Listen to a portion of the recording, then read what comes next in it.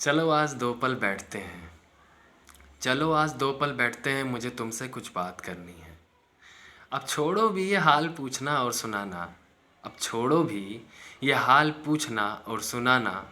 ज़रा दो पल बैठो, मुझे तुमसे कुछ वास्तविकता पे बात करनी है। नमस्कार दोस्तों, मेरा नाम आकाश है। फिर से एक नई कविता के साथ आप लोगों के बीच पेश हूँ। और आशा है सभी आप सभी लोग स्वस्थ होंगे, तंदुरुस्त होंगे और मस्त होंगे और आनंद में होंगे। मैं लगभग पूरे भारत में घूमा हूँ और लगभग मैं हर कंट्री के, हर देश के हर इंसान से मिला हूँ। उनसे बातें की, उनके साथ बैठा उठा हूँ। तो मैं जहाँ भी गया, जिससे भी मिला, मैंने देखा है हर इंसान के अंदर, हर इंसान को किसी ना किसी दुख में, किसी ना किसी पीड़ा में रोता हुआ देखा है मैंने। किसी न किसी पीड़ा में मैंने उसे जलता हुआ देखा है। तो जब मैंने खुद को इस चीज़ को समझने के लिए आगे किया कि भाई ये दुख है क्या, ये पीड़ा है क्या, ये समस्या है क्या, ये प्रॉब्लम है क्या। क्योंकि ये बात छोटी नहीं है, क्योंकि इतनी बड़ी घनी आबादी वाला देश, चाहे वो कोई सा भी हो, हर एक आदमी को इस दुख ने, एक चाहे वो छोटा हो चाहे बड़ा हो, घेरा हुआ है। तो ये बात आकाश छोटी नहीं है। इस बात को समझना बहुत ज़रूरी है कि ये वास्तव में दुख है क्या। जैसे मैं उदाहरण देके अगर मैं कहूँ तो कोई कहता है कि भाई मेरे पास नौकरी नहीं है। कोई फिर एक आदमी कहता है नौकरी तो है लेकिन अच्छी नहीं है। कोई कहता है कि मेरे पास पेट भर खाने को रोटी नहीं है। और कोई कहता है कि यार मेरे पास खाना तो, रोटी तो है लेकिन अच्छी नहीं लगती। कोई कहता है कि भाई मेरे पास रहने के लिए घर नहीं है। किसी के पास है तो वो कहता है कि यार है तो, लेकिन मेरे उसके जैसा नहीं है, यानी कि मैं जैसा चाहता हूँ वैसा नहीं है। तो बहुत टटोलने और सोचने समझने के बाद जब पता लगा कि ये दुख जैसी कोई चीज़ अगर कहीं होती है तो वो सिर्फ और सिर्फ हमारे मन की कल्पनाओं में होती है और कहीं भी नहीं होती। यानी कि संक्षेप में, अगर इन शॉर्ट अगर मैं कहूँ, तो जो चीज़ हमारे अनुसार काम कर जाए तो हम उसको कहते हैं अरे यार ये बड़ी सुखी चीज़ है, बड़ी अच्छी चीज़ है, बड़ी आगे तक जाएगी। और जो चीज़ हमारे अनुसार काम ना करे तो हम कह देते हैं अरे यार ये बेकार चीज़ है, ये बड़ी दुख देने वाली चीज़ है। तो वास्तव में दुख है क्या? दुख जैसी कोई चीज़ है तो सिर्फ हमारे ही मन के बनाए हुए जो कल्पनाओं का सागर है, जिसे हमने ही खुद भरा है, हम उसी में ही डूबे पड़े हैं और डूबते ही जा रहे हैं। तो चाहे कोई कितना भी धनपति बन जाए, चाहे कोई कितना भी पैसों वाला बन जाए, चाहे कोई कितना बड़ा भी कमा ले, मैंने देखा है हर इंसान को किसी न किसी दुख में वो रो ही रहा होता है। फिर जब मैंने दूसरी तरफ सभी चीज़ों को एक तरफ रख के, यानी कि अगर मैं इंसानों की बात करूं, मानव जाति की अगर मैं बात करूं, इन सबको रख कर मैंने दूसरी ओर तरफ अपने आसपास की चीज़ों पर ध्यान दिया। जैसे उगते हुए फूलों को देखा, पेड़ों की सरसराहट को देखा, बहते हुए पानी की आवाज़ को सुना, बहती हुई हवा को महसूस करा, उगते हुए सूरज को देखा और भी ऐसी चीज़ों को जो मैंने देखा, तो मुझे पता लगा कि पूरी की पूरी सृष्टि हंस रही है, खेल रही है और आनंद में डूबी हुई है। केवल हम मानव ही ऐसे हैं जो सिर्फ कल्पनाओं के सागर में डूबे हुए हैं। तो इस बार की कविता मैंने उसी के ऊपर लिखी है।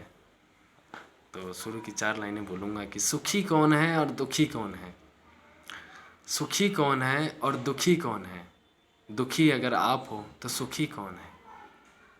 तो जो मैंने इसका टाइटल दिया है वो दिया है दुखिया संसार, क्योंकि मुझे भाई हर कोई किसी न किसी दुख में दिखा है, तो मैं टाइटल भी तो वैसे ही दूंगा ना।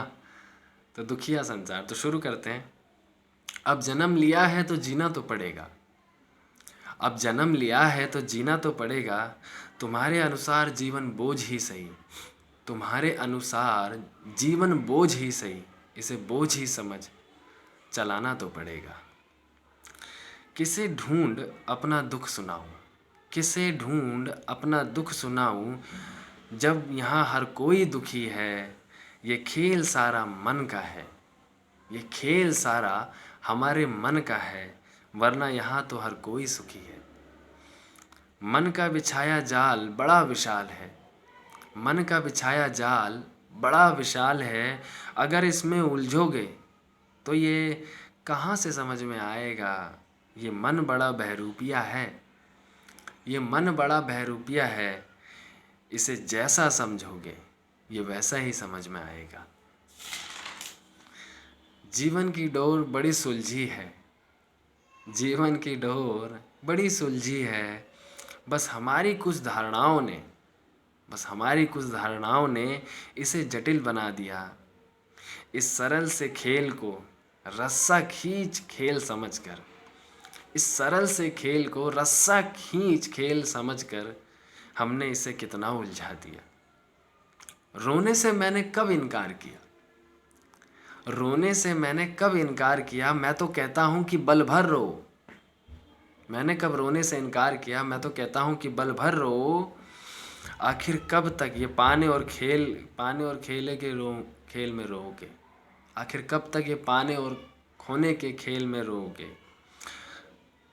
कभी तो सुनो पेड़ों की सरसराहट को, कभी तो सुनो पेड़ों की सरसराहट को, कभी सुनो चिड़ियों की चकचकाहट को, कभी सुनो बहते हुए पानी की आवाज़ को, कभी सेको उगते हुए सूरज की किरणों को, कभी देखो अंगड़ाई लेती फूलों की पंखुड़ियों को, कभी अनुभव करो पेड़ों की ठंडी छाँव को, कभी चखो अकारण प्रेम के स्वाद को, कभी छुओ खेतों में लहराती नरम नरम फसलों को।